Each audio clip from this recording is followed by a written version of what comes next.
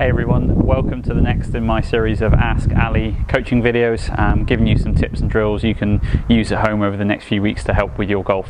I hope you enjoyed yesterday's video where I was showing you how to practice your putting with a sand wedge. Had lots of good feedback on the video, although most of the comments were in relation either to my Muppet socks or people concerned about the length of my hair and the fact that I didn't get it cut. But you know, I'm sure I'm not the only person in that boat, and we'll see what it looks like in a few weeks' time. But anyway, on with today's tip. I've had loads of questions come in so far. Please do keep them coming. Some really interesting topics I'm going to cover, but one question in particular that I'm going to answer today is from Paul Hutchin, who's a member at Tiverton. I had a couple of other questions on a similar kind of vein, so I thought I'd try and encompass them all with the one answer. And Paul was asking how you transition from your backswing into your downswing. So once you get to the top of your backswing, how do you actually start your downswing? What goes first, in what order? Now, technically this is called kinematic sequencing. So we're looking to have the correct kinematic sequence as we start our downswing. Sounds very technical. What the hell does it mean? I'm going to show you. So once you get to the top of your backswing here, the first thing that should happen is your feet should almost push off the floor and start to unwind your lower body. So as I use my feet to push off the floor, my left leg's going to straighten and my left hip's going to move back. That's going to open up my chest here, my stomach. That's going to turn my shoulders, hands and arms come down first, and then deliver the club head into the back of the ball. So I'm unwinding from the ground up. What we see a lot of golfers do is they get to the top of their backswings here and they're almost thinking, right, I'm going to kill this one, and the first thing that happens is their hands go first, or maybe their shoulders, and what that leads to is very little body movement, and they can end up with a lot of pressure on their back foot there, which will lead to missed hits, maybe a glancing blow. It's generally just bad news. So I'm going to show you a drill that's going to help you get the correct kinematic sequence. Now, it sounds quite technical, but I think we generally do it quite instinctively in other sports. So I've got my teaching bag of tricks with me here, and I'm going to show you a few other examples from other sports. So first of all, football. Most of us have kicked the football in our time.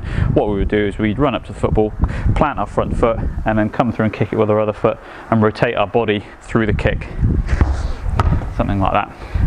Now, if I was playing a game of tennis, I would run across the court. As the ball was coming over, I'd plant my foot and I would rotate through the tennis shot back at my opponent.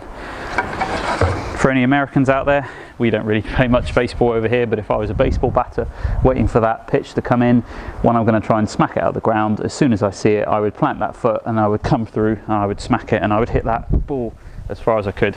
And all of that's done quite instinctively. You're not thinking about your weight shift or what's happening in what order. So it's all very instinctive, and that's what golfers need to strive for, but I must admit golfers generally aren't quite as instinctive. So what I'm going to do is show you a very simple drill you can do to help with that. Now, we call it the step drill, and what you do is you take a club. This is just a 6-iron, so any kind of mid-iron, something like that. Get into your normal address position. And then what I'm going to get you to do is to take your lead foot and just move it back here next to your trail foot there. And then as that club starts back, just in the first half of the backswing, as the club's getting backwards here, I'm going to get you to take a little step forward back to where your foot would normally be, plant that foot, carry on with your swing, and then up into your follow through. So I'll show you it in real time. So normal dress position, lead foot back here. As the club goes back, I'm going to take a little step and then through into my follow through there. Just going to show you that again. So normal address position, left foot goes back there, as it's going up, step and swing through the ball. Now what I've done there is the correct kinematic sequence without thinking about it. Now if you're lucky to have a net or somewhere to hit balls at home, you can actually do this drill hitting real shots. I wouldn't expect to hit them perfectly, but it's a really good way to train the correct start to your downswing. If you're like me and you didn't bring a net home with you, then just practice swings are going to be a good form of exercise, and it's going to help your body unwind correctly into the downswing. But it should feel very athletic, very instinctive. That's the key message there, really, I guess. So that's it for today. Please do keep the questions coming in, and I will see you next time on Ask Ali.